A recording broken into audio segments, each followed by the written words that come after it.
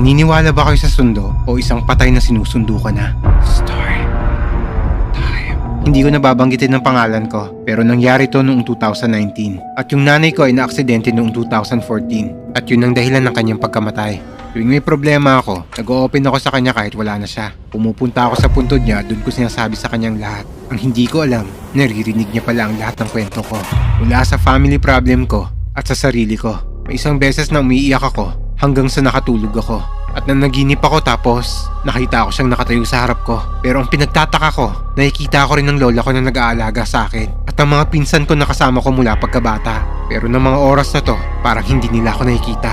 Hanggang nilapitan ako ng nanay ko at ang ngiti siya sa akin. Yung ngiti niya, hindi ko makakalimutan yon. Kasi yun yung huling ngiti niya sa akin bago siya ilibing. Pero nagtataka ako sa kilos ng lahat hanggang niyaya ako ng nanay ko na umalis. Habang naglalakad kami papunta sa madilim na parte, nauna siyang pumasok sa madilim na parteng yon. Tapos may sinasabi siya pero hindi ko siya nakikita ng mga oras na to. Naririnig ko lang yung boses niya. Ang sabi niya, "Tara na, dito ka na sa mami para di ka na nila apihin." Pero takang-taka pa rin ako ng mga oras na to. Tapos bigla siyang lumabas mula sa madilim na parte na yon. At nakangiti siya ulit sa akin. Tapos hinihila niya ako papunta sa madilim na parteng yon. Pero pinipigilan ko yon. Hanggang napalingon ako nung makita kong tinatawag ako ng lola ko sa pangalan ko. Tapos doon na naputol ang lahat at nagising ako. Paggising ko nakita ko yung mata ng lola ko na takot siya. Tinanong ko siya kung ano nangyari tapos sinabi niya sa akin na humina raw ang tibok ng puso ko. At sobrang lamig na daw ng katawan ko.